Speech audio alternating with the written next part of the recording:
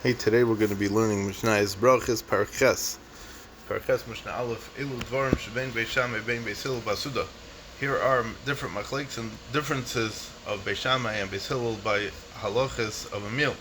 Beishamai say Mevarach al Yoim v'achar kach Mevarach al Yayin. First they make a bracha on the Yoim, which would be the bracha of the Kiddush itself, and then afterwards you would make a bar Peragofen. Beis Hillel say Mevarach al Yayin. First you make a bar Peragofen, you make a bracha on the wine, v'achar kach Mevarach al Yoim, then you make a bracha on the day, on the Kiddush Hayoim, whether it's Shabbos or Yom Tov. Why? So the svara is like this. So first you make a bracha al Yoim, and then you make a bracha al Yayin. That's what Beis Shammai says, and the reason is because the Shabbos came, and then the wine came by the Suda because of the day. So just like just like Shabbos comes before, so too in the bracha it comes before. And Beis Hillel says that Mevarach al Yayin, you make a bracha on the wine first, and the same halacha would apply to those that would make kiddush on bread, that the wine or the bread is the cause for the kiddush, because if you don't have wine or bread, then you wouldn't make kiddush. So the question would be, what causes what over here? So Beis Shammai said that you have to do it because you do it when the date happens, or you do it based on what the causes of what causes what. Mishnah Beis. Beis Shammai say Netlin la'yadayim v'achar kach moizgan es hakos. First you wash your hands and then you're moizig the kos. So we explained in the previous parak that they were moizig the kos because they had to dilute and water down the wine because otherwise it would be too strong. Beis Hillel say moizgan es hakos v'achar kach netlin la'yadayim. First they would mix the wine, they would dilute the wine, and then they would wash their hands. Why are they washing their hands? What are we talking about here? What's going on? So the halacha is like this.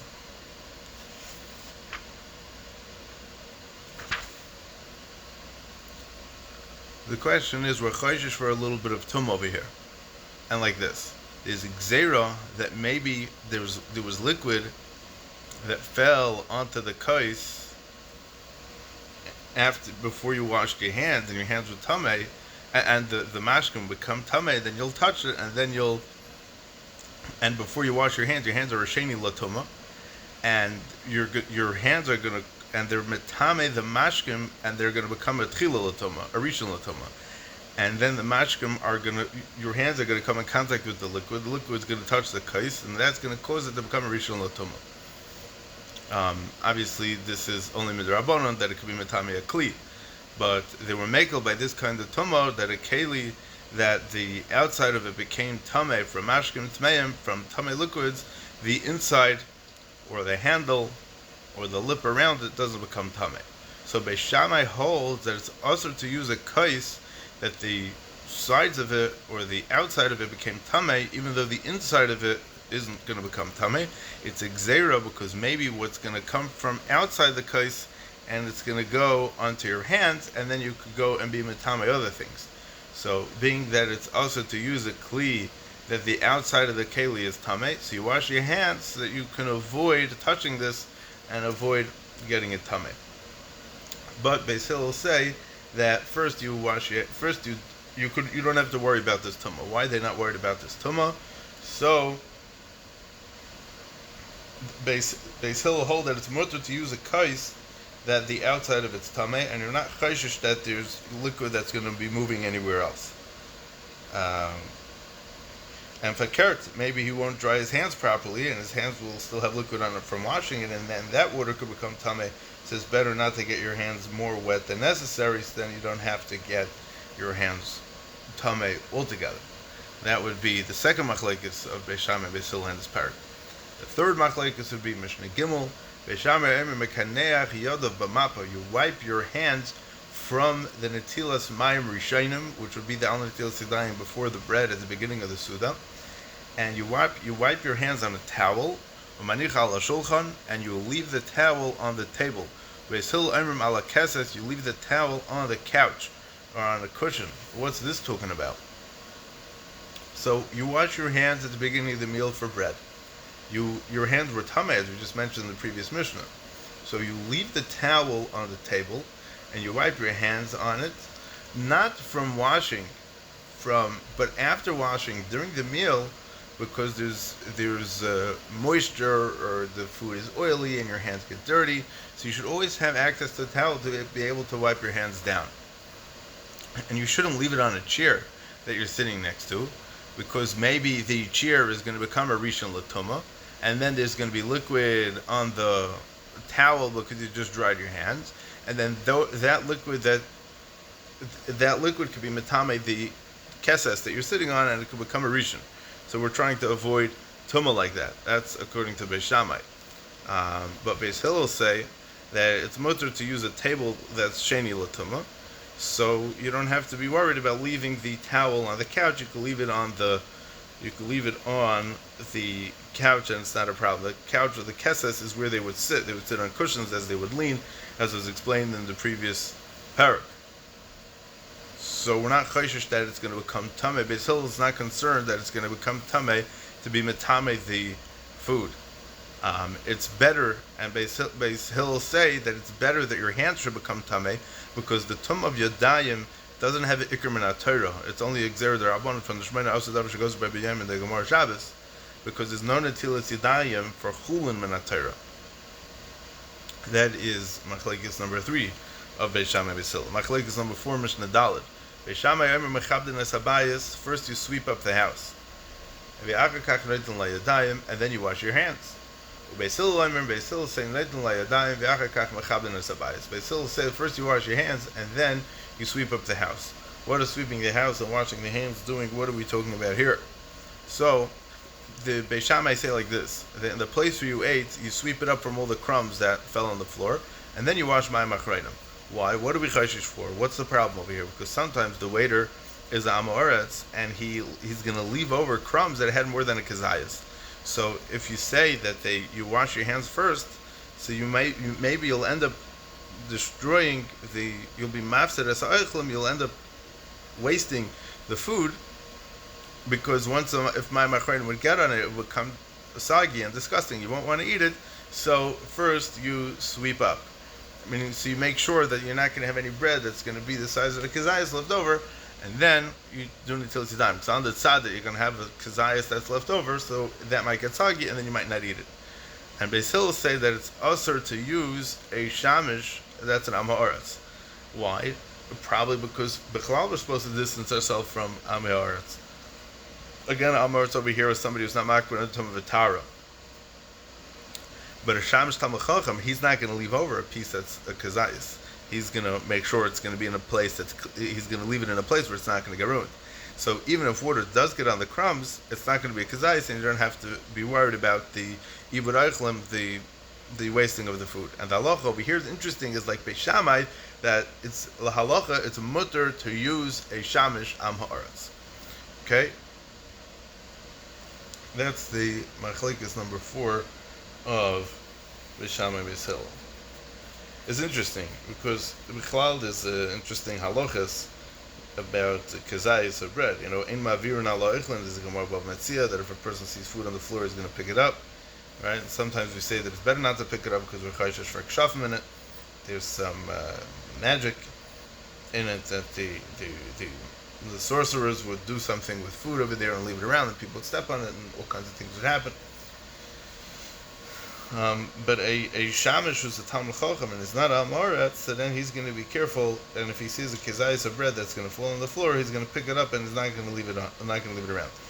This is one of the 6 places where the halacha is like Beis Shammai and not like Beis Hillel.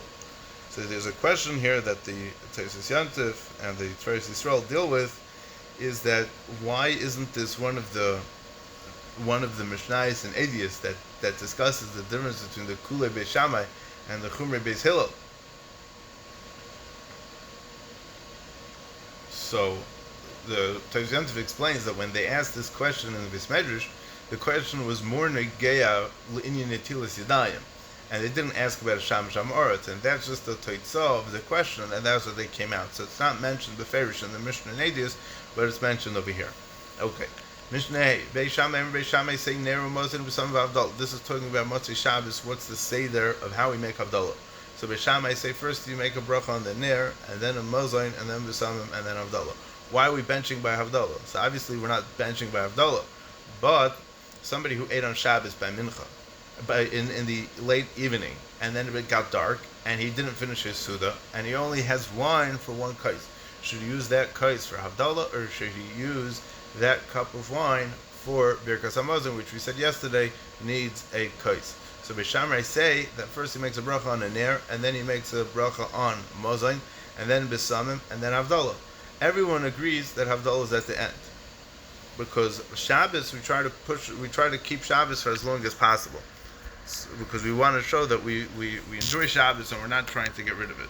So Machlekes is only by ner and Besamim. Beishamai say that neru Mozon, first you make a bracha of Bar Maria Eish, and then you make Birkas Hamazon, and then you say the bracha on Besamim. And they still say that Neru Ubesamim, the bracha on Bar Maria Eish and the bracha of Bar Maria Besamim always go together. Because these are brachas that we're able to do, so there's no reason why we shouldn't do it before benching.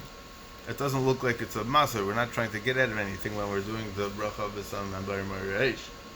Even though it's interesting, because the Etzem Bar Maria Eish is showing that why do we make a Bar Maria Eish on Motzei Shabbos? Because that's when fire was created, as the Gemara says, that Adam Rishon was Chayte on Erev Shabbos, and HaKadosh Baruch Hu let him stay in Gan Eden on Shabbos, but then after Shabbos was over, it got very dark, and he got very nervous. He thought that the world was coming to an end. So HaKadosh Baruch Hu was Mamsi. HaKadosh Baruch Hu showed him that he could take two rocks and bang them together, and a fire would come out. So L'Zecher, for this Maisa of the creation of Eish, that's why we make a bracha of Bar Maria Eish on Motzei Shabbos altogether. This shall be found in the Gemara Psachim Daf Nun Daled Amud Aleph. So again, Beishamai say ner, first to make a bracha of Bar Maria Eish, Mozon, Birkas Hamazon, then Besamim, and then Havdalah. Beis Hillel say ner Besamim Mumazon Havdalah. First you make a bracha of Bar Maria Eish, then you make a bracha on Besamim, and then you bench. This benching is Shalosh Shudis, and you make the Hagaf, and that's going to be the bracha on the Kreishal bracha of Shalosh Shudis and for Havdalah, and then you make the bracha of Havdalah. Okay, next machlokes Beishamai Yomrim Shabara Me'or Ha'esh. The bracha, the nusach of the bracha that you make of Bar Maria Eish, you say Shabara Me'or Ha'esh. It's a past tense, a lashon ovar, not boirei. Boirei is a lashon of lahaba. It's a lashon of future tense. Me'or Ha'esh, singular. Which is plural, because there's only one light in each fire. That's what Beis Shammai say. Beis Shammai bara Me'or Ha'esh, that he created in the past Me'or Ha'esh, the light of the fire. Beis Hillel say Boirei, who creates in the future, who in the present and in the future, who creates and continues to create Me'or Ha'esh, the different lights of the fire. Because there are many colors in a flame. There's a reddish look, and there's a yellowish look, and there's a white look, and then there's a greenish tinge and a blue, depending on where in the flame it is. So that's Bara Ma'orei. That's Boirei Ma'orei Ha'esh. It's just a question of the nusach of the bracha, but it's more than just the nusach. It's trying to understand what the metzias is in the fire.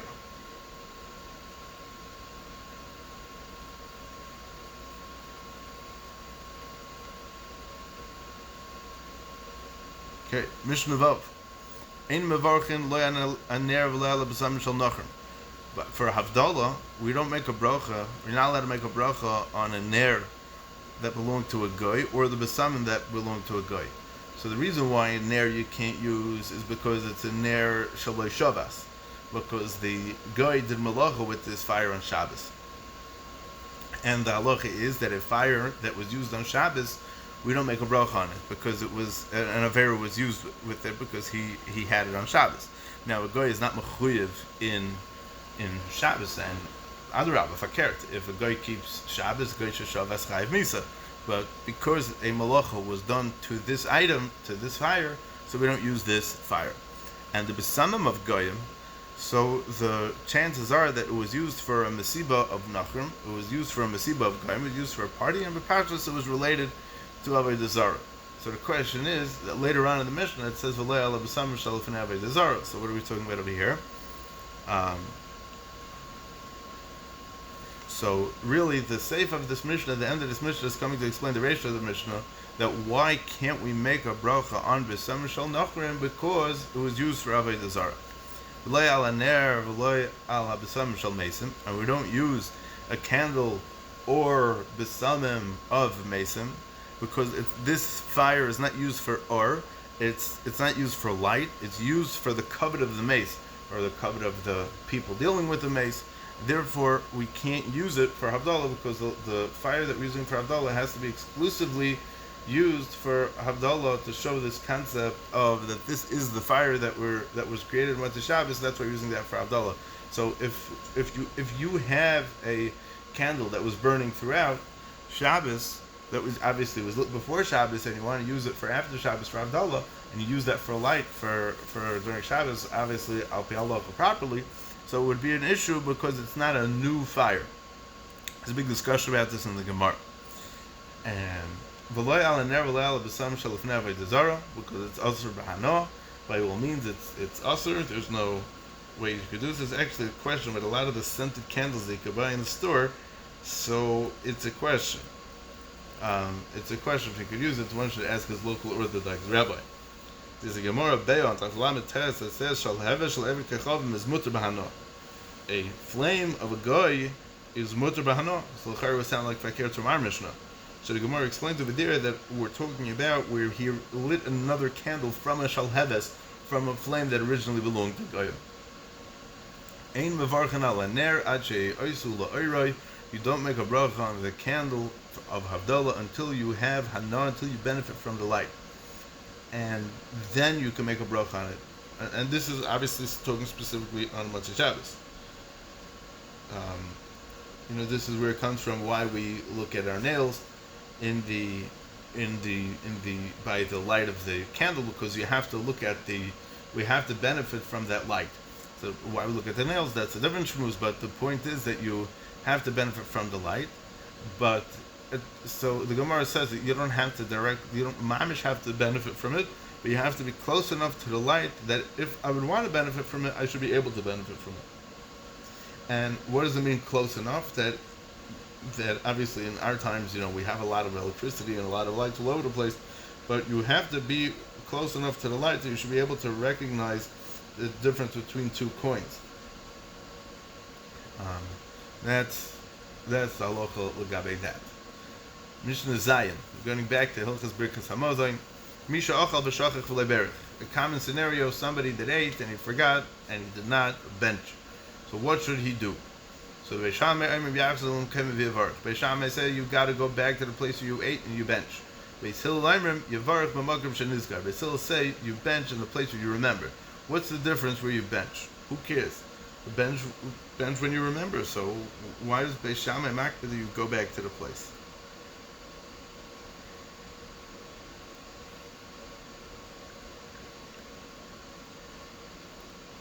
But a person who leaves the place like chatchila, so then he's got to go back. I mean, if a person left the mezit, then he's got to go back. But if a person didn't bench yet and he still has a little bit left to eat, he should eat a little bit, and then he should bench, and then he can bench wherever he is, and it's not going to be a problem.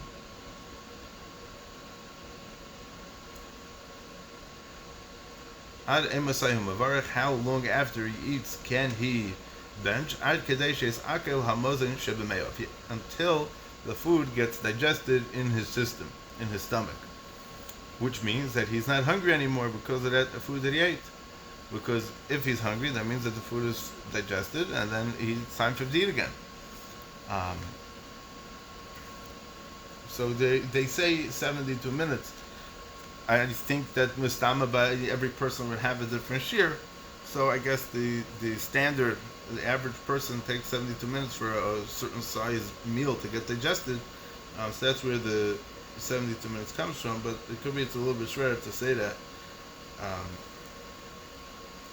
Generally, we would understand this to mean be pashtos.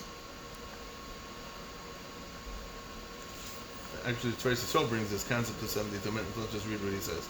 This would be from when he starts to get hungry again.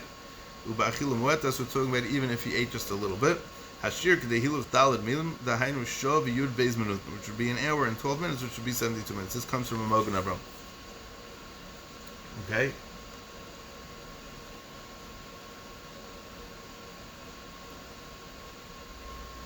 Mishnah Ches. They were still sitting by the table, and then they brought more wine. The Ein Shem Ela Oisei HaKois. I mean, it was right before benching. It was after they finished eating, right before benching. The Ein Shem Ela Oisei HaKois, and there's only that kois, that cup that they were going to use for benching. So Beishamar Emer Mevarach Al Yayin, V'yachar Kach Mevarach Al Hamazon. First you make a bracha on the new wine that was brought, and then you make Birkas Hamazon. Because Birkas Hamazon doesn't really need a kais. It's not a requirement for benching, it's a mitzvah. But if you don't do it as Sama Akiv, the benching is still a good benching. Beisil Savri, Beisil hold that Birkas Hamazon doesn't need a kais. So that's why Beisil Emer Mevarach Al Hamazon, V'yachar Kach Mevarach Al Yayin. Then that's why you would make a bracha on the. That's why you would bench on the food, and then afterwards you would make a bracha on the wine.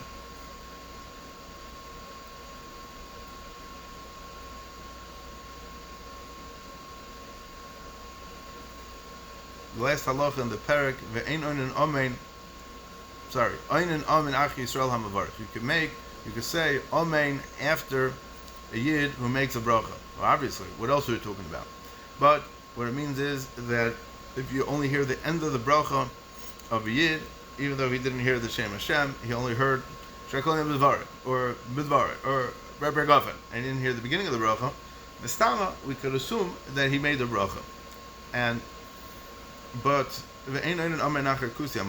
we don't say amen after if we only heard part of a bracha bakusi at sheyishma kol bracha, because the pashtus is that he made a bracha to Hargrizim and not to HaKadosh Baruch Hu, as we explained yesterday that there was an issue with Bechlal with Kusim, and they're not benching l'shem Shemayim, they're not benching for HaKadosh Baruch Hu, they're benching to their Avodah Zarah on Har Gerizim.